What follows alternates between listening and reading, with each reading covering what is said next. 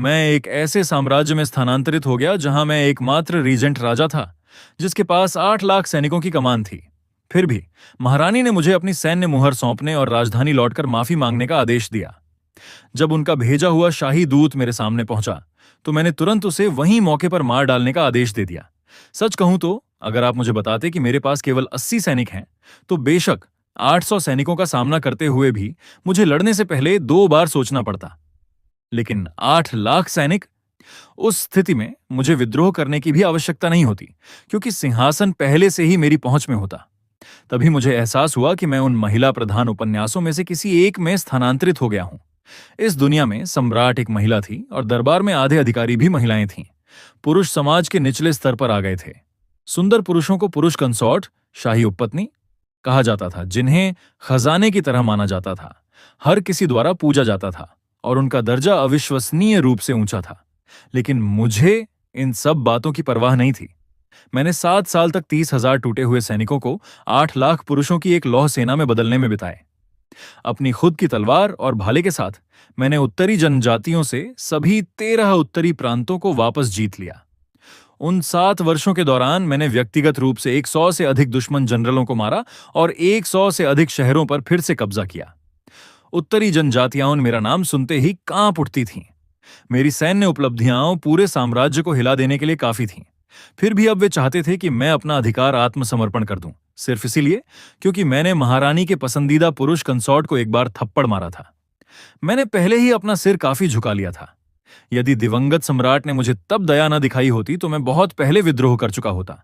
लेकिन अब बूढ़े सम्राट को मरे हुए 3 साल हो चुके थे और जब से वह छोटी बच्ची सिंहासन पर बैठी थी, उसने हर एक काम ऐसा किया था जो धीरे धीरे मेरे धैर्य के अंतिम टुकड़े को जला रहा था।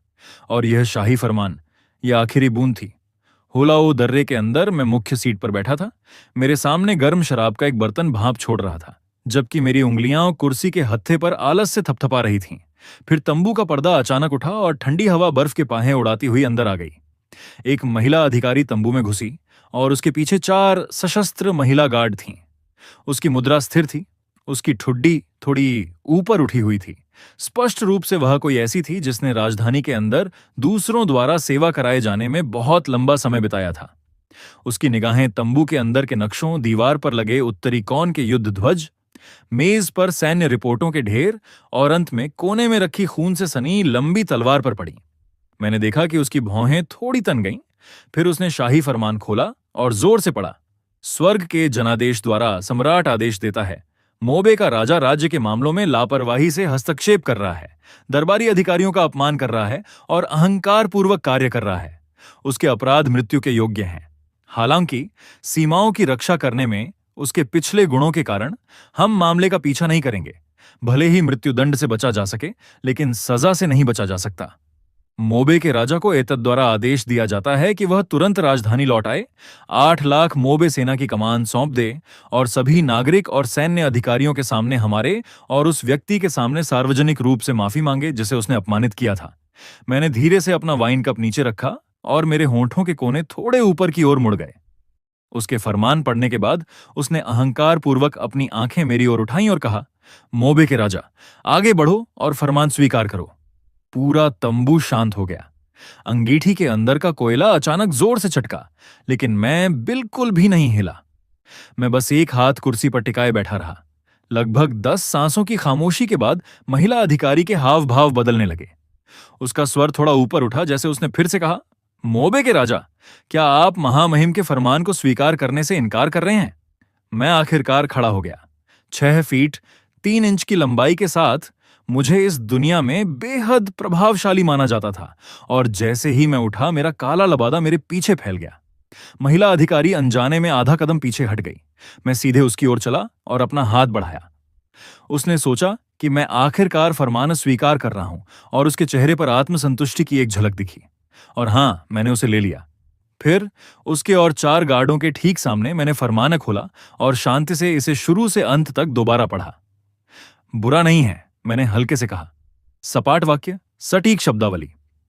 इससे पहले कि मेरी आवाज पूरी तरह से फीकी पड़ती, मेरी उंगलियां अचानक कस गईं और मैंने शाही फरमान को बीच से 2 टुकड़ों में फाड़ दिया। उसकी आंखें उसकी सॉकेट से लगभग बाहर निकल आईं। मोबे के राजा, क्या तुम अपना मानसिक संतुलन खो चुके हो? तुम सम्राट के फरमान को फाड़ने की हिम्मत कैसे करते हो? यह विद्रोह है। मैंने उसे शांति से देखा और कहा, विद्रोह एक बहुत गंभीर आरोप है। तुम जैसी मामूली संदेशवाहक मेरे सिर पर वह अपराध लगाने के योग्य नहीं हो। फिर मेरी आंखें ठंडी हो गईं। वापस जाओ और मुरांग हुआन को 3 बातें बताओ। पहला, यह सैन्य अधिकार मेरे द्वारा एक तलवार और एक भाले के साथ अर्जित किया गया था। यह कोई इनाम नहीं था जो उसने मुझे दिया था। अगर वह इसे चाहती है तो वह खुद आकर इसे ले ले। दूसरा, उसका वह पुरुष कंसॉर्ट। मैंने उसे केवल एक बार थप्पड़ मारा था। अगली बार जब मैं उसे देखूंगा तो मैं उसे फिर से थप्पड़ मारूंगा। अपने चेहरे के दम पर जीवित रहने वाला एक सुंदर छोटा प्राणी मेरे सामने भौंकने की हिम्मत करता है। उसे थप्पड़ मारना तो पहले ही दया थी। तीसरा, मैंने धीरे से अपना वाइन कप नीचे रखा और सीधे उसकी ओर देखा। उसे बताओ कि दिवंगत सम्राट ने मुझे कभी दया दिखाई थी और मुझे अब भी वह याद है।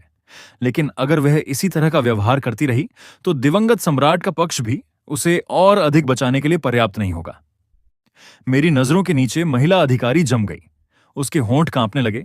इससे पहले कि उसने अंततः जोर दिया, मोबे के राजा, बेहतर होगा कि तुम इस बारे में ध्यान से सोच लो। यदि तुम फरमान का विरोध करने की हिम्मत करते हो तो सम्राट तुम्हारे पूरे कबीले को नष्ट कर देगी।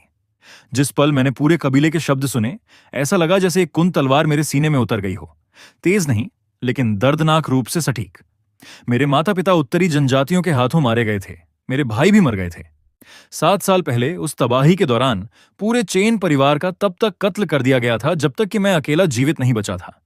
उस समय जब दिवंगत सम्राट ने मुझे मोबे के राजा की उपाधि दी तो वह वास्तव में कोई इनाम नहीं था। वह खून से लिखा एक अनुबंध था। मेरे लिए उत्तरी सीमा की रक्षा करो और मैं तुम्हें चेन परिवार का बदला लेने दूंगा। तब से 7 साल बीत चुके थे। मैंने अपना बदला पहले ही ले लिया था। सीमाएं स्थिर थीं। मैंने उत्तरी जनजातियों को इतना बुरी तरह पीटा था कि वे कम से कम 10 वर्षों तक आक्रमण करने की हिम्मत नहीं करेंगे। और अब उसकी बेटी मुझे केवल इसलिए मिटाने की धमकी दे रही थी क्योंकि मैंने उसके पसंदीदा खिलौने को थप्पड़ मारा था। मेरा कबीला, मैं धीरे से हंसा। मेरा असली परिवार पृथ्वी पर वापस था। तो तुम वास्तव में मेरे कबीले को नहीं खोज पाओगी, मैंने धीरे से कहा। फिर मैंने धीरे से अपनी कमर से लंबी तलवार निकाली। ठंडी स्टील आग की रोशनी को एक भयानक ठंडक के साथ प्रतिबिंबित कर रही थी। लेकिन मेरी आवाज पूरी तरह से धीमी हो गई। तुमने जो अभी कहा उसने मुझे बहुत दुखी किया है। महिला अधिकारी का चेहरा तुरंत पीला पड़ गया और उसका पूरा शरीर बेकाबू होकर कांपने लगा। मैंने अपनी तलवार उठाई और बिना किसी हिचकिचाहट या बर्बाद गति के इसे एक साफ झटके में नीचे ले आया। उसका शरीर एक पल के लिए सख्त हो गया, इससे पहले कि वह लकड़ी के टूटे हुए टुकड़े की तरह ढह गया। उसका शरीर एक बेजान लट्ठे की तरह आगे की ओर गिरा और जमीन पर बिखरे हुए शाही फरमान के टुकड़ों पर खून के छींटे पड़ गए। 4 महिला गार्ड इतनी डर गई थीं कि उनके चेहरे पूरी तरह सफेद पड़ गए थे। मैंने मृत अधिकारी के लबादे का उपयोग करके अपनी तलवार से खून को शांति से साफ किया और फिर धीरे से तलवार को म्यान में वापस डाल दिया। शरीर को बाहर खींचो और इसे दफन कर दो, मैंने ठंडे स्वर में आदेश दिया। तंबू के बाहर इंतजार कर रहे सैनिकों ने तुरंत एक एक करके प्रवेश किया और कुशलता से शव को ले गए। फिर मैं वापस बैठ गया और उन 4 महिला गार्डों की ओर देखा जो अभी भी डर में कांप रही थीं। तुम चारों जीवित जा सकती हो, मैंने शांति से कहा। वापस जाओ और मेरे 3 संदेश मुरांग हुआन को शब्दशः दोहराओ। एक भी वाक्य मत बदलना और मेरे लिए एक और बात जोड़ देना। उसे बताओ कि यह मंत्री जानना चाहता है कि क्या उसका शाही फरमान सख्त है या मेरी तलवार। अब यहां से निकल जाओ। 4 महिला गार्ड घबराहट में तंबू से भाग गईं और शांति एक बार फिर लौट आई। मैं मुख्य सीट पर अकेला बैठा था। जमीन पर खून के उस पूल को देख रहा था जो अभी तक पूरी तरह नहीं सूखा था। मेरे विचार धीरे धीरे 2 महीने पहले की ओर बह गए। वह 7 वर्षों में मेरा राजधानी लौटने का पहला मौका था। आधिकारिक तौर पर इसे अदालत में रिपोर्ट करना कहा जाता था, लेकिन सच कहूं तो यह वही पुरानी राजनीतिक दिनचर्या थी। शाही दरबार बस यह देखना चाहता था कि क्या मेरे जैसा सीमावर्ती जनरल, जो भारी सैन्य शक्ति को नियंत्रित करता था, अभी भी इतना आज्ञाकारी है कि उसे नियंत्रित किया जा सके। पहले दिन मुरांग हुआन ड्रैगन सिंहासन पर ऊंची बैठी थी, लेकिन उसे देखते हुए मेरा मन कहीं और भटक रहा था। मुझे वे शब्द याद आ रहे थे जो उसके पिता ने मरने से पहले मुझसे कहे थे। उस समय बूढ़े सम्राट ने मेरा हाथ कसकर पकड़ा और कहा, मैं हुआन को तुम्हारी देखरेख में छोड़ रहा हूं। उसका स्वभाव अधीर है, लेकिन उसका दिल बुरा नहीं है। मेरे लिए उसे निर्देशित करने और समर्थन करने में मदद करो। उस समय मैं ड्रैगन बेड के बगल में घुटनों के बल बैठा था और सम्मानपूर्वक उत्तर दिया, ये मंत्री आज्ञा मानता है। लेकिन बूढ़े सम्राट ने शायद कभी नहीं सोचा होगा कि मुरांग हुआन के सिंहासन पर बैठने के बाद वह 3 वर्षों के भीतर 6 चांसलरों को बदल देगी और 1 दर्जन से अधिक वफादार मंत्रियों को निर्वासित कर देगी। दरबार में सच बोलने की हिम्मत करने वाले लोग कम होते गए, जबकि चापलूसी करने वालों की संख्या बढ़ती गई। फिर भी इनमें से किसी का भी मुझसे कोई लेना देना नहीं था। मैं मोबे में बहुत दूर था, जहां पहाड़ ऊंचे थे और सम्राट बहुत दूर। जब तक वह मुझे परेशान करने नहीं आती, मैं मोबे के राजा के रूप में जीवन जारी रखने में पूरी तरह खुश था। असली मुसीबत दूसरे दिन शुरू हुई। उस दोपहर मैं चुपचाप एक सराय के अंदर अकेला खाना खा रहा था। तभी चंद्रमा जैसी सफेद कढ़ाई वाली पोशाक पहने एक आदमी मेरे पास से धीरे धीरे गुजरा। वह इतना नाजुक और परिष्कृत था कि अधिकांश महिलाओं से ज्यादा सुंदर दिखता था। उसकी कमर के चारों ओर एक सुंदर जेड हरा बेल्ट लटका हुआ था। यह आदमी युआन लांग था, मुरांग हुआन का सबसे प्रिय पुरुष कंसॉर्ट। जिस पल उसने मुझे देखा, उसकी आंखें चमक उठीं, जैसे उसने कोई दुर्लभ खजाना खोज लिया हो। वह जल्दी से मेरे पास आया और एक नरम सौम्य स्वर में बोला, आह, तो यह प्रसिद्ध मोबे का राजा है। मैंने बहुत लंबे समय से आपकी प्रतिष्ठा की प्रशंसा की है। महामहिम के सामने आपका नाम लगातार लिया जाता है। आप जैसे किसी व्यक्ति के साथ जो डेली की रक्षा करता है, साम्राज्य वास्तव में एक पहाड़ की तरह स्थिर है। मैंने ऊपर देखने की जहमत भी नहीं उठाई और बस अपना नूडल्स खाना जारी रखा। युआन लांग स्पष्ट रूप से एक पल के लिए स्तब्ध रह गया। राजधानी में वह एक अविश्वसनीय रूप से प्रभावशाली व्यक्ति था। जब भी नागरिक या सैन्य अधिकारी उसे देखते, वे तुरंत विनम्रता से मुस्कुराते और उसकी चापलूसी करते। यहां तक कि कुछ निचले दर्जे के अधिकारी तो केवल उसका पक्ष पाने के लिए स्वेच्छा से उसे महंगे उपहार लाते। फिर भी अब एक मामूली सैन्य जनरल ने वास्तव में उसे पूरी तरह से अनदेखा करने का साहस किया। उसके चेहरे के हाव भाव थोड़े सख्त हो गए, लेकिन उसने जल्दी से अपने चेहरे पर एक और मुस्कान जबरदस्ती लाई और मेरे और करीब झुक गया। मोबे के राजा, कृपया मुझ जैसे व्यक्ति को अनदेखा ना करें, उसने धीरे से कहा। मैं सिर्फ आपको बेहतर तरीके से जानना चाहता था। शायद भविष्य में मैं महामहिम के सामने आपके बारे में कुछ अच्छी बातें कह सकूं। तभी मैंने आखिरकार अपने चॉपस्टिक्स नीचे रखे। इसलिए नहीं कि मैं अचानक उस पर ध्यान देना चाहता था, बल्कि इसलिए कि वह मेरे बहुत करीब आ गया था। वह मेरी त्वचा में सिहरन पैदा कर रहा था। 7 साल तक उत्तरी जनजातियों से लड़ने के बाद जिस तरह से मैं लोगों को देखता था, उसमें स्वाभाविक रूप से थोड़ी हत्या की मंशा होती थी।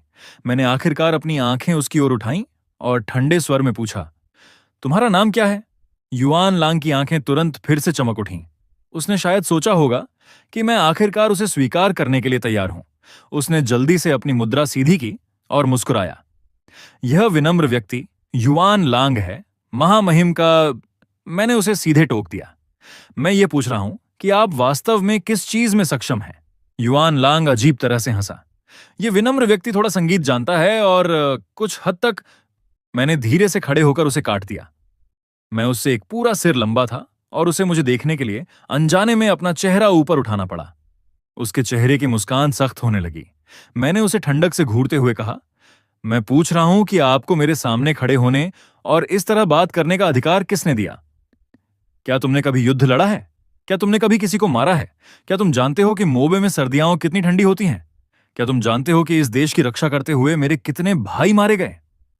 युआन लांग का चेहरा पूरी तरह बदल गया। उसके होंठ थोड़े कांपे, लेकिन कोई शब्द नहीं निकले। मैं एक कदम और करीब गया और उसे नीचे देखते हुए कहा, तुमने बिल्कुल कुछ नहीं किया है। तुम्हारे पास केवल एक सुंदर चेहरा है जिसने महारानी का ध्यान खींचा, बस इतना ही। और सिर्फ उसी के साथ तुम सोचते हो कि तुम मेरे सामने बिना रुके बकवास करने के योग्य हो। उसका चेहरा सफेद से लाल, फिर लाल से बैंगनी हो गया।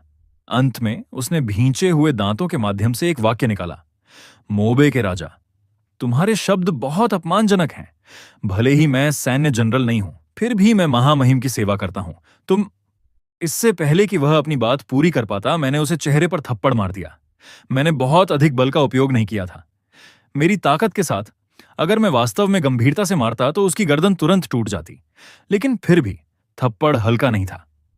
युआन लांग प्रभाव से आधा चक्कर घूम गया और उसके नाजुक चेहरे पर तुरंत एक चमकदार लाल हाथ का निशान उभर आया, यहां तक कि उसकी नाक से खून टपकने लगा। उसने अपने गाल को पकड़ा और पूरी अविश्वास के साथ मुझे घूरता रहा। तुमने वास्तव में मुझे मारने की हिम्मत की। मैंने उसे उदासीनता से देखा। तुम बहुत ज्यादा बात करते हो। तुम एक पुरुष कंसॉर्ट से ज्यादा कुछ नहीं हो, फिर भी तुम मेरे सामने इतना अहंकार करने की हिम्मत करते हो। आज का थप्पड़ तो मेरी दया थी। अगर मैं तुम्हें अगली बार फिर देखूंगा तो ये केवल एक थप्पड़ पर खत्म नहीं होगा। अब यहां से दफा हो जाओ। युआन लांग अपना चेहरा ढंक कर अपमान में भाग गया। सच कहूं तो मैंने सोचा था कि मामला वहीं खत्म हो जाएगा। मेरी नजरों में वह सिर्फ एक पुरुष कंसॉर्ट था। इस बीच मैं मोबे का राजा था, जो 8 लाख सैनिकों को नियंत्रित करता था, दिवंगत सम्राट द्वारा व्यक्तिगत रूप से नियुक्त प्रथम श्रेणी का जनरल। यदि मैंने उसे एक बार थप्पड़ मारा तो उसे आभारी होना चाहिए था कि मैंने इसके बजाय अपनी तलवार का उपयोग नहीं किया। लेकिन मैंने 2 चीजों को कम आंका। पहला, युआन लांग की कान भरने वाली बातें मेरी कल्पना से कहीं अधिक प्रभावी थीं, और दूसरा, ठीक 1 महीने बाद वह शाही फरमान हुलाओ दर्रे पर पहुंच गया। उस पल को याद करते हुए मैं ठंडी हंसी हंसे बिना नहीं रह सका। केवल एक पुरुष कंसोर्ट के कारण मुरांग हुआन वास्तव में चाहती थी कि मैं 8 लाख सैनिकों वाला व्यक्ति अपना सैन्य अधिकार सौंप दूं और माफी मांगने के लिए राजधानी लौटाऊं। मुरांग हुआन, तुम वास्तव में वही अधीर छोटी बच्ची हो जैसा तुम्हारे पिता ने वर्णन किया था, मैंने ठंडे स्वर में बड़बड़ाया। यह शर्म की बात है कि वह तुम्हें एक और चीज सिखाना भूल गए। अधीर स्वभाव वाले लोग आमतौर पर जल्दी मर जाते हैं। तभी तंबू के बाहर से एक सैनिक की आवाज आई, महामहिम, रणनीतिकार सिम्मा जाओ और जनरल आ गए हैं, उन्हें अंदर आने दो। तंबू का पर्दा उठाया गया और एक के बाद एक दर्जन से अधिक लोग अंदर आए। उनका नेतृत्व मेरे रणनीतिकार सिम्मा ज्यू कर रहे थे। वह 30 के दशक के शुरुआती दौर में थे, जिनका चेहरा दुबला पतला और विद्वान जैसा था, लगभग एक खाने रहित शिक्षक की तरह। लेकिन वास्तव में वह मेरी कमान के तहत सबसे चतुर और बुद्धिमान व्यक्ति थे। उनके पीछे 12 जनरल आए। वैनगार्ड जनरल वोंगवू, 35 वर्ष। डिप्टी जनरल जाओइर, 40 से अधिक, शांत और अनुभवी, एक ऐसा व्यक्ति जो शायद ही कभी बोलता था, लेकिन जिसका हर वाक्य मुद्दे की जड़ पर प्रहार करता था। जब भी मैं अनुपस्थित रहता था तो सभी सैन्य मामले वही संभालते थे।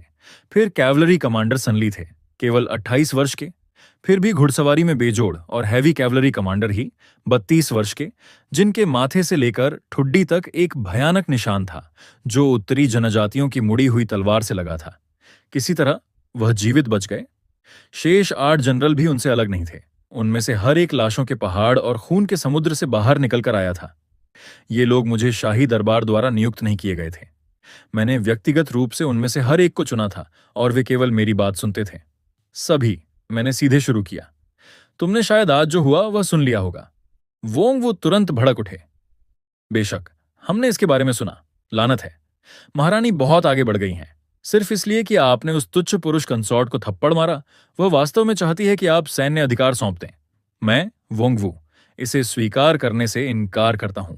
जावेर ने तुरंत उसे घूरा। अपनी शब्दावली पर ध्यान दो। शब्दावली? मैं गलत कहां हूं? वोंगवू ने गुस्से में चिल्लाया। हमने मोबे में 7 साल तक अपनी जान जोखिम में डालकर लड़ाई लड़ी। कितने भाई वहां मर गए, और यह वह इनाम है जो हमें मिलता है? ऐसी बेकार की डिक्री। अगर ऐसा ही चलता रहा तो हमारे सैनिकों के दिल पूरी तरह जम जाएंगे। एक और जनरल ने गुस्से में अपनी मुट्ठी मेज पर दे मारी।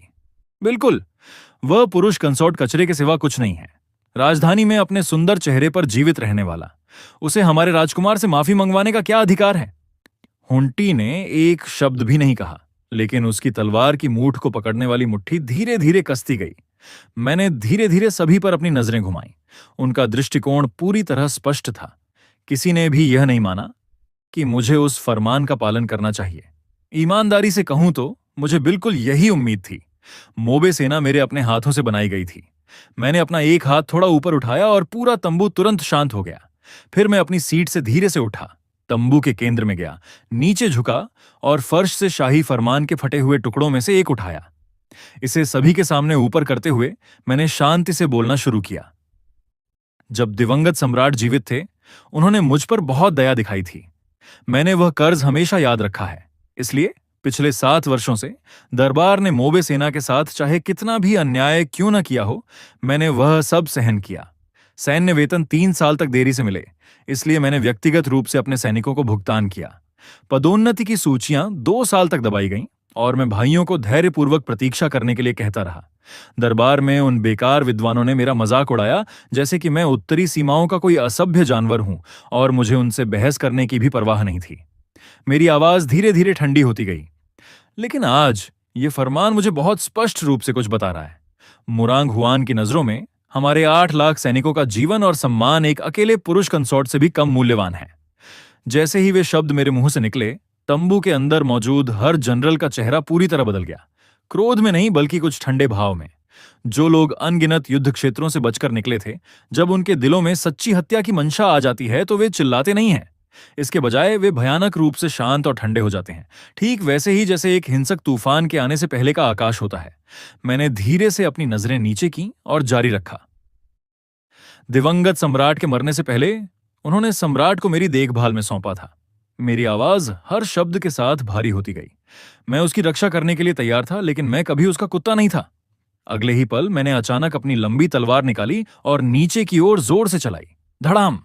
मेरे सामने रखी भारी लकड़ी की मेज तुरंत चकनाचूर हो गई, 2 साफ हिस्सों में टूट गई और तंबू में लकड़ी के टुकड़े बिखर गए। जनरलों की आंखें तुरंत तेज हो गईं। मैं वहां मजबूती से तलवार पकड़े खड़ा था, जबकि ठंडी हवा में मेरा लबादा मेरे पीछे लहरा रहा था। मोबे सेना कभी अपमान स्वीकार नहीं करेगी।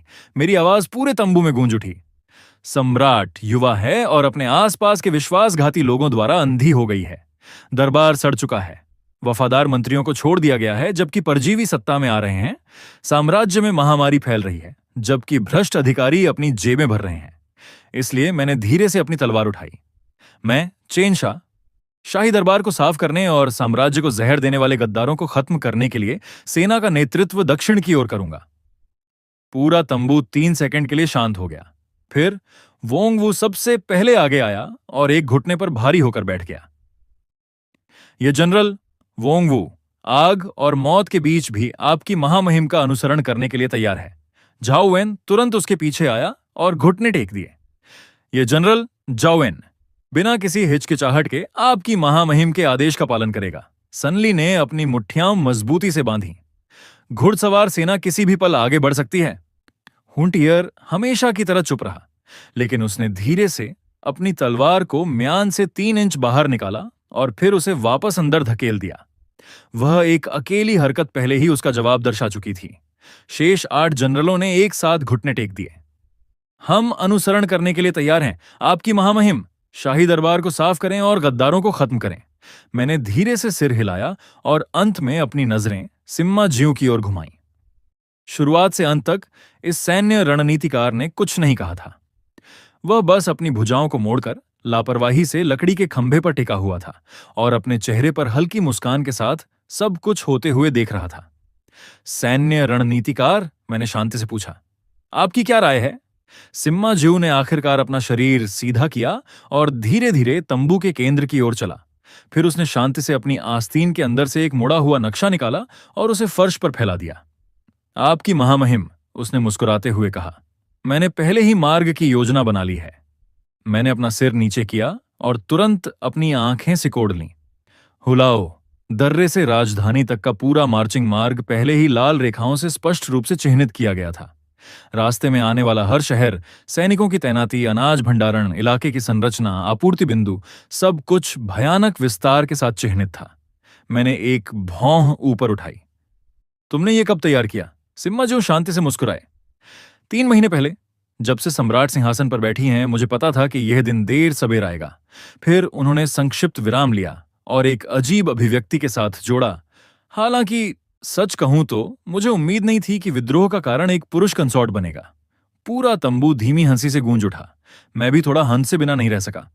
ठीक है, मैंने वापस बैठते हुए कहा, तो चलिए चर्चा करते हैं कि हम इस युद्ध को कैसे लड़ेंगे। सैन्य बैठक पूरी रात चलती रही। अंत में मैंने झाओवेन की कमान के तहत हुलाओ दर्रे की रक्षा जारी रखने के लिए 1,50,000 सैनिकों को पीछे छोड़ने का फैसला किया। भले ही उत्तरी जनजाति बुरी तरह कुचले गए थे, लेकिन एक मरता हुआ ऊंट भी घोड़े से बड़ा होता है। हम अपनी सुरक्षा को पूरी तरह से कम नहीं कर सकते थे। शेष 6,50,000 सैनिक 3 अलग अलग टुकड़ियों में दक्षिण की ओर मार्च करेंगे।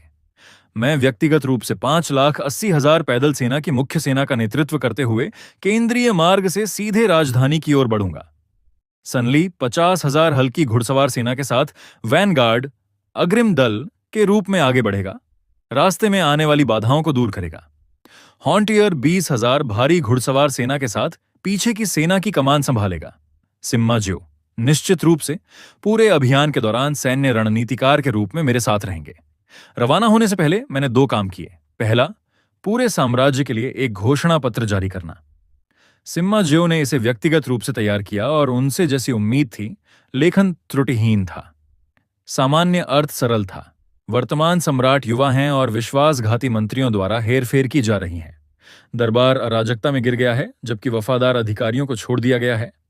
दिवंगत सम्राट द्वारा नए शासक की सहायता करने के लिए व्यक्तिगत रूप से सौंपे गए मोबे के राजा के रूप में मेरे पास आदेश बहाल करने के लिए सेना जुटाने और शाही दरबार को साफ करने के अलावा कोई विकल्प नहीं था।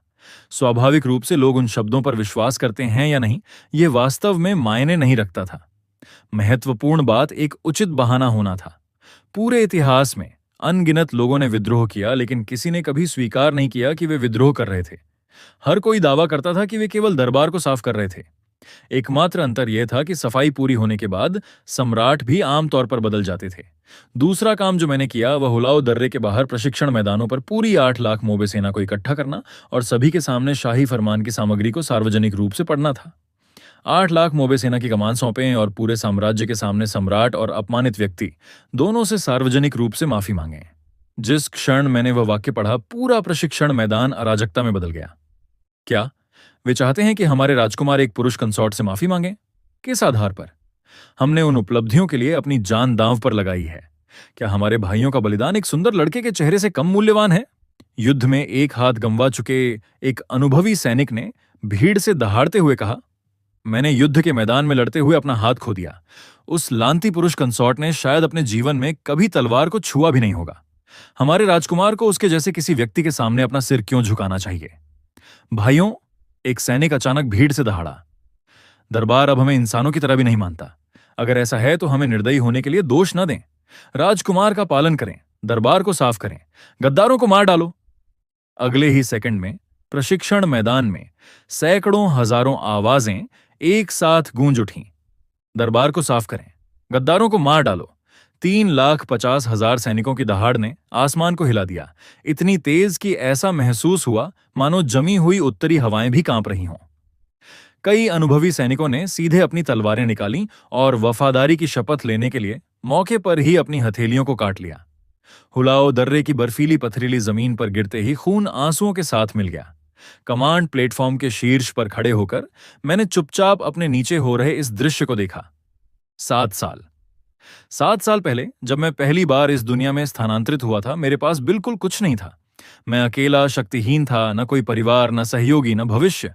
लेकिन अब 8 लाख लौह रक्त वाले सैनिक मेरा नाम पुकार रहे थे और 3,50,000 पुरुष बिना किसी हिचकिचाहट के मेरे लिए मरने को तैयार थे। यह वह साम्राज्य था जिसे मैंने इस दुनिया में अपने हाथों से तराशा था और कोई भी इसे मुझसे छीन नहीं रहा था। जिस क्षण सेना के झंडे उठे और दक्षिण की ओर मार्च करने का आदेश दिया गया, ऐसा लगा जैसे पृथ्वी ही कांप उठी हो। 3,50,000 सैनिक दक्षिण की ओर बढ़ने लगे। ये कैसा दृश्य था! ऊपर से काले बख्तरबंद सैनिकों की अंतहीन बाढ़ एक लोहे की नदी की तरह हुलाओ दर्रे से बाहर निकल रही थी। सैनिकों की कतारें दर्जनों मील तक बिना अंत के फैली हुई थीं। उनके युद्ध के झंडे बादलों की तरह उठे। उनके भालों ने स्टील के जंगल बना लिए थे और मार्च करते कदमों और दौड़ते घोड़ों की संयुक्त आवाज पृथ्वी की धड़कन की तरह गूंज रही थी। सड़क के किनारे अनगिनत नागरिक चुपचाप खड़े होकर सेना को गुजरते हुए देख रहे थे, लेकिन उनके चेहरों पर डर नहीं था, उनमें उम्मीद थी। उत्तरी लोगों ने बहुत वर्षों तक कष्ट सहा था। हालांकि मैंने बू जनजातियों को खदेड़ दिया था, लेकिन शाही दरबार द्वारा लगाए गए कर कभी कम नहीं हुए। जब से मुरांग हुआन सिंहासन पर बैठी थीं, राजधानी के कुलीन परिवार और भी लालची हो गए थे। आम लोगों पर करों की परत दर परत लाद रहे थे, जब तक कि वे मुश्किल से जीवित न रह सकें। लेकिन मोबे में मेरे 7 वर्षों के दौरान मोबे सेना द्वारा संरक्षित हर क्षेत्र को करों से छूट दी गई थी। मैंने कठोर सर्दियों के दौरान भूखे नागरिकों को खिलाने के लिए अतिरिक्त सैन्य अनाज का भी उपयोग किया था। इसलिए उत्तर में लोग मुझे पहचानते थे, मुरांग हुआन को नहीं। दक्षिण की ओर पूरे मार्च के दौरान हमें शायद ही किसी वास्तविक प्रतिरोध का सामना करना पड़ा। शहरों की रक्षा करने वाले जनरलों ने या तो मेरा नाम सुनते ही तुरंत आत्मसमर्पण कर दिया या शहरों को पूरी तरह से छोड़ दिया और रातों रात भाग गए। ये केवल इसलिए नहीं था क्योंकि वे मुझसे डरते थे, हालांकि वे निश्चित रूप से डरते थे। मुख्य कारण बहुत सरल था, उनके सैनिक मोबे सेना से लड़ना ही नहीं चाहते थे। साम्राज्य की सबसे मजबूत सेना से लड़ना, यह व्यावहारिक रूप से आत्महत्या थी। मार्च के 5वें दिन सिम्मा जो अचानक मेरे पास एक अजीब अभिव्यक्ति के साथ आए, जैसे वे कुछ कहना चाहते थे लेकिन समझ नहीं पा रहे थे कि कैसे शुरू करें। मैंने उन्हें देखा और कहा, सैन्य रणनीतिकार, यदि आपके पास कुछ कहना है तो बस कहिए। सिम्मा जी ने धीरे से खांसते हुए अपनी आस्तीन से एक पुराना फटा हुआ सफेद कपड़े का बैनर निकाला। उस पर गहरे स्याही से विशाल अक्षर लिखे हुए थे। मैंने 2 सेकंड तक उसे घूरा और फिर अपनी भौहें ऊपर उठाई। तुम्हें यह चीज कहां से मिली? मैंने किसी से यह बनवाया, सिम्मा जी ने शांति से उत्तर दिया। मैं इसे उत्तरी नदी के पास दफनाने और किसी के द्वारा इसे गलती से खोजने की व्यवस्था करने की योजना बना रहा हूं। मैंने तुरंत अपनी आंखें सिकोड़कर उन्हें देखा। तुम मजाक कर रहे हो? सिम्मा जी ने जल्दी से अपना सिर हिलाया। आपकी महामहिम, कृपया मुझे उस तरह न देखें। मैं जानता हूं कि यह तरकीब पुरानी है, लेकिन यह काम करती है। लोगों को यह विश्वास करने के लिए एक कारण चाहिए कि आप स्वर्ग द्वारा चुने गए हैं। केवल यह कहना कि हम दरबार को साफ कर रहे हैं पर्याप्त नहीं है। हमें थोड़े दैवीय रहस्य की भी आवश्यकता है। मैं उन्हें अवाक होकर घूरने के अलावा कुछ नहीं कर सका। यह हास्यास्पद है। सिम्मा जी शांति से मुस्कुराए। चेन शुंग और वांग विद्रोह के दौरान उन्होंने मछलियों के पेट के अंदर संदेश छिपाए थे और बीच रात में लोमड़ियों से भविष्यवाणियां करवाई थीं। उसकी तुलना में यह काफी सामान्य है। और इसके अलावा उन्होंने हल्के से कंधा उचकाया। यह उस समय काम कर गया था और हजारों साल बाद यह आज भी काम करता है। मैंने लाचारी में अपना माथा पीटा। ठीक है, जैसा चाहो वैसा करो। तो 7वें दिन पूरे उत्तरी क्षेत्र में अफवाहें अचानक फैल गईं।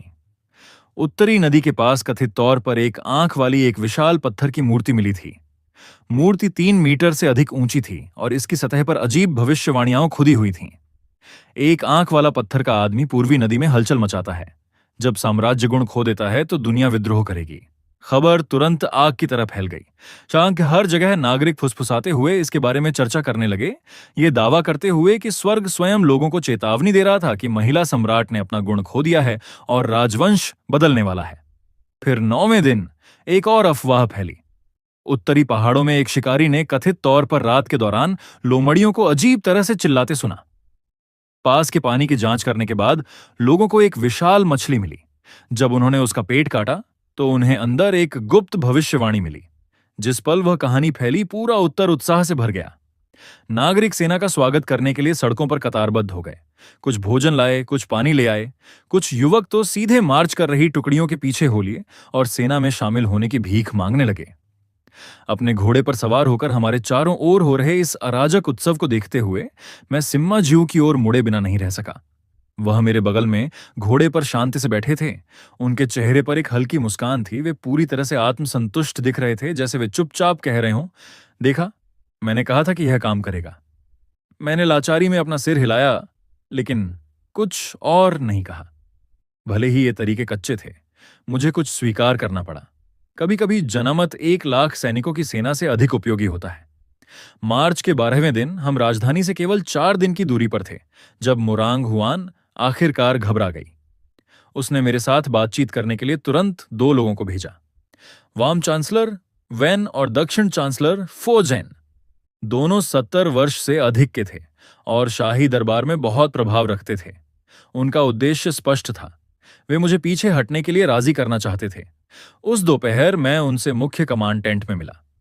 दोनों बूढ़े चांसलर अविश्वसनीय ठाट बाट और समारोह के साथ आए, 1 दर्जन से अधिक परिचारकों से घिरे हुए। वे अपने साथ एक शतरंज की बिसात और एक प्राचीन गान यंत्र भी लाए थे। जैसे ही वे अंदर आए, वेई यान गर्मजोशी से मुस्कुराए और मेरा अभिवादन किया। मोबे किंग, बहुत समय हो गया। फुओ जेन ने तुरंत एक हंसी के साथ अनुसरण किया। बेशक, हमारे मोबे किंग ने 7 साल तक उत्तरी सीमा पर लड़ाई लड़ी। वास्तव में थका देने वाला काम है। ये बूढ़ा आदमी तो आपके महामहिम के साथ साझा करने के लिए विशेष रूप से कुछ बढ़िया शराब भी लाया है। दोनों बूढ़े लोमड़ी पूरी तरह से सहयोग कर रहे थे। इतनी गर्मजोशी से मुस्कुरा रहे थे कि वे विद्रोह को रोकने के लिए भेजे गए शाही वार्ताकारों की तुलना में परिवार से मिलने आए दूर के रिश्तेदारों जैसे लग रहे थे। मैंने शांति से वापस मुस्कुराया और सीटों की ओर इशारा किया। दोनों चांसलर ने बहुत लंबी यात्रा की है। आपने कड़ी मेहनत की है। कृपया बैठें। दोनों के बैठने के बाद वेई यान ने धीरे से अपने परिचारकों में से एक द्वारा दी गई शतरंज की बिसात खोली और शांति से इसे मेज पर रख दिया। मोबे किंग, महामहिम ने राजधानी में आपके हालिया कार्यों के बारे में सुना। हम हाल की घटनाओं के बारे में बेहद नाराज हैं। वेई यान ने धीरे से बोर्ड पर एक मोहरा रखते हुए कहा। हालांकि महामहिम अंततः परोपकारी हैं। वह मोबे सेना से युद्ध के मैदान में नहीं मिलना चाहती। हम आज यहाँ केवल मोबे राजा के साथ उचित चर्चा करने आए हैं। फिर वह हल्की मुस्कान के साथ बोला, यह बूढ़ा आदमी शतरंज के बारे में थोड़ा जानता है। क्यों ना हम बात करते समय खेलें। यदि आपके महामहिम मुझे हरा सकते हैं तो मैं महामहिम के सामने आपके लिए पैरवी करने को तैयार हूं। उनके बगल में फू शुजेंग ने भी एक परिचारक से गुइन लिया और धीरे से तार पर अपनी उंगलियां फेरी। यह बूढ़ा आदमी संगीत भी थोड़ा समझता है। मोबे किंग हमारे लिए एक धुन क्यों नहीं बजाते? यदि आपका संगीत कौशल इस बूढ़े आदमी को ईमानदारी से आश्वस्त कर सकता है तो मैं भी महामहिम के सामने आपके लिए कुछ अच्छी बातें कहने को तैयार रहूंगा। मैं पूरे 5 सेकंड तक उन दोनों को चुपचाप घूरता रहा और अंत में हंस पड़ा। तुम दोनों गंभीर हो? बेशक, वेईयान ने तुरंत उत्तर दिया। स्पष्ट रूप से सोच रहे थे कि उन्होंने मुझे किसी हद तक राजी कर लिया है। उसने जल्दी से सिर हिलाया और कहा, संघर्ष हमेशा शांति से सुलझाया जा सकता है। मैं अपनी कुर्सी पर धीरे से पीछे झुक गया और उन्हें ऐसे घूरने लगा जैसे मैं दो पूरी तरह से मूर्खों को देख रहा हूं। तो मुझे स्पष्ट करने दो, तुम दोनों राजधानी से इतनी दूर आए हो जबकि मैं अपने पीछे 3,50,000 सैनिकों के साथ दक्षिण की ओर मार्च कर रहा हूं, और यहां आने के बाद तुम मेरे साथ शतरंज खेलना और संगीत पर चर्चा करना चाहते हो? मेरे चेहरे से मुस्कान धीरे धीरे गायब हो गई। वेईयान, फू शुजेंग, जब दिवंगत सम्राट जीवित थे तब मुझे पता था कि तुम दोनों किस तरह के लोग हो। मेरी आवाज हर वाक्य के साथ ठंडी होती गई। जब बू ने सीमाओं पर आक्रमण किया तो तुम दोनों ही आत्मसमर्पण करने की जिद कर रहे थे और लगभग सभी 13 उत्तरी प्रांत दे दिए थे। जबकि मैं सीमा पर बर्बर लोगों से लड़ते हुए अपनी जान जोखिम में डाल रहा था, तुम दोनों सुरक्षित दरबार में खड़े थे, मुझ पर लोगों को थकाने और अंतहीन युद्ध के माध्यम से साम्राज्य के संसाधनों को बर्बाद करने का आरोप लगा रहे थे। मेरा सैन्य वेतन पूरे 3 साल तक रुका रहा क्योंकि तुम कमीने दरबार में इसे रोकते रहे। तंबू के अंदर का माहौल तुरंत भारी हो गया। और अब मुरांग हुआन तुम दोनों को यहां मेरे साथ शतरंज और संगीत खेलने के लिए भेजती है। मैं धीरे से आगे झुका और सीधे उनकी आंखों में देखा। मुझे ईमानदारी से बताओ, क्या तुम्हें वास्तव में लगता है कि मैं चैनशाह उस तरह का व्यक्ति हूं जिसे एक शतरंज के खेल और एक लांती गाने से मूर्ख बनाया जा सकता है, या तुम बस अपनी गर्दन पर सिर होने से थक चुके हो? अब तक दोनों बूढ़े चांसलरों के चेहरे लाल से पीले हरे हो चुके थे। वेईयान ने गुस्से में मेज पर हाथ मारा। मोबे किंग, हम आपको समझाने के लिए अच्छे इरादों के साथ आए थे। मुझे तुम्हारी समझाइश की जरूरत नहीं है, मैंने ठंडे स्वर में बात काटी। वापस जाओ और मुरांग हुआन को बताओ कि मोबे सेना पहले से ही चल चुकी है। राजधानी के द्वार या तो स्वेच्छा से खोले जा सकते हैं, मैंने धीरे से अपना वाइन कप उठाया, या मैं व्यक्तिगत रूप से उन्हें घेराबंदी करने वाले हथौड़ों से तोड़ सकता हूं। उन दो विकल्पों के बीच एकमात्र अंतर यह है कि कितने लोग मारे जाएंगे। फिर मैंने लापरवाही से अपना हाथ लहराया। जहां तक तुम दोनों की बात है, मेरी आवाज अचानक फिर से शांत हो गई। आदमियों, शब्द गिरते ही तंबू का पर्दा अचानक झटके से खुल गया और 1 दर्जन से अधिक मोबे गार्ड तुरंत अंदर आ गए। वेईयान और फू शुजेंग घबराहट में अपनी कुर्सियों से लगभग गिर पड़े। मैंने शांति से अपनी वाइन की चुस्की ली और लापरवाही से कहा, दोनों चांसलर बूढ़े हैं और यात्रा से थक चुके हैं, इन्हें ले जाओ और इनके साथ उचित व्यवहार करो। फिर मैंने एक और वाक्य जोड़ने से पहले संक्षिप्त विराम लिया। जहां तक उनके साथ तुम्हारे व्यवहार का सवाल है, वह तुम पर निर्भर है। बस बहुत आसान मत होना। गार्डों ने तुरंत समझ लिया कि मेरा क्या मतलब है और वे समझदारी भरी मुस्कान के साथ मुस्कुराए। वेईयान का चेहरा तुरंत सफेद पड़ गया। मोबे किंग, तुम इन्हें ले जाने की हिम्मत कैसे करते हो? दोनों बूढ़े चांसलरों को चिल्लाते हुए तंबू से बाहर खींच लिया गया, चाहे वे कितना भी जोर से चिल्ला रहे हों। लेकिन ठीक उसी समय कोई अप्रत्याशित व्यक्ति अचानक आगे बढ़ा। वह वेईयान के परिचारकों में से एक था, 20 साल से थोड़ा अधिक उम्र का एक युवक। वह अचानक सम्मानपूर्वक जमीन पर घुटने टेक गया और जोर से बोला, आपकी महामहिम। दोनों चांसलर वृद्ध और कमजोर थे। यात्रा के दौरान थकान और ठंडे मौसम को सहने के बाद दुर्भाग्य से वे आज अचानक गंभीर रूप से बीमार पड़ गए। पूरा तंबू 1 सेकंड के लिए शांत हो गया। मैंने भी उसे सावधानी से देखने से पहले अपनी भौहें थोड़ी ऊपर उठाईं। तुम कौन हो? युवक ने शांत से अपना सिर झुका लिया। यह विनम्र व्यक्ति वेई चिंगयुन है, वाम चांसलर वेईयान और उनकी एक उपपत्नी से जन्मा पुत्र, एक नाजायज बच्चा। मैंने अपनी आंखें थोड़ी सी कोट लीं। तुम अपने पिता की गंदगी साफ कर रहे हो। वेई चिंगयुन ने धीरे से अपना सिर हिलाया। नहीं, मैं जीवित रहने के लिए अपने लिए एक रास्ता चुन रहा हूं। उस जवाब ने मुझे तुरंत हंसा दिया। तुम अपने पिता से ज्यादा चतुर हो। मैं आगे बढ़ा और हल्के से उसके कंधे पर थपथपाया। कम से कम तुम जानते हो कि हवा किस तरफ बह रही है। वेई चिंग युन ने सम्मानपूर्वक अपना सिर झुका लिया। यह विनम्र व्यक्ति केवल स्थिति को स्पष्ट रूप से समझता है। आपकी महामहिम 3,50,000 कुलीन सैनिकों की कमान संभालती है, जबकि राजधानी में अधिकतम 1,00,000 रक्षक हैं। यहां तक कि शहर के भीतर के कुलीन परिवारों के अपने अलग एजेंडे हैं। ये युद्ध, उसने धीरे से अपनी आंखें मेरी ओर उठाई, मोबे किंग निश्चित रूप से जीतेंगे। उसकी आवाज शांत और स्थिर रही। चूंकि ऐसा है तो 2 चांसलरों के साथ मरने के बजाय मैं आपकी महामहिम का अनुसरण करना पसंद करूंगा। शायद तब मैं महान जिया के लिए कुछ योगदान दे सकूं। मैंने कुछ सेकंड उसे घूरा और अंत में धीरे से सिर हिलाया। खड़े हो जाओ, आज से तुम मेरे साथ रहोगे। वेई चिंगयुन ने तुरंत गहराई से झुककर प्रणाम किया। धन्यवाद, आपकी महामहिम। जैसे ही वह खड़ा हुआ, मैंने उसकी आंखों में चमक देखी। मेरे बगल में सिम्मा ज्यों चुपचाप झुक गए और मेरे कान में फुसफुसाए, ये उपयोगी है। मैंने थोड़ा सिर हिलाया। मैं जानता हूं। सेना दक्षिण की ओर मार्च करती रही। 14वें दिन हम आखिरकार चेन ब्रिज नामक स्थान पर पहुंचे। जिस क्षण मैंने नक्शे पर चिह्नित स्थान को नीचे देखा, मेरे होंठों के कोने थोड़े फड़क उठे। मेरे बगल में सिम्मा ज्यू की अभिव्यक्ति भी अजीब हो गई। हम बिना एक शब्द बोले कई सेकंड तक चुपचाप एक दूसरे को देखते रहे। यह संयोग बहुत ही हास्यास्पद था। उस रात चेन ब्रिज पर सेना द्वारा शिविर लगाने के बाद मैं सिम्मा ज्यू के साथ कल की घेराबंदी की योजनाओं पर चर्चा करते हुए केंद्रीय कमांड टेंट के अंदर बैठा था। इस बिंदु पर राजधानी केवल 1 दिन दूर थी। कल रात तक हम पहले ही शाही शहर की दीवारों के नीचे खड़े होते, लेकिन जब हम अभी भी रणनीति पर चर्चा कर रहे थे, तंबू के बाहर अचानक चिल्लाने की आवाजें आईं। मैंने तुरंत माथे पर बल डाला। क्या चल रहा है? वेई चिंग युन जल्दी से अंदर आया और जल्दी से झुक गया। आपकी महामहिम, बाहर के सैनिकों ने गड़बड़ी पैदा करना शुरू कर दिया है। मैं तुरंत खड़ा हो गया और बाहर देखने के लिए चला गया। जिस क्षण मैंने तंबू से बाहर कदम रखा, मैं भी एक पल के लिए जम गया।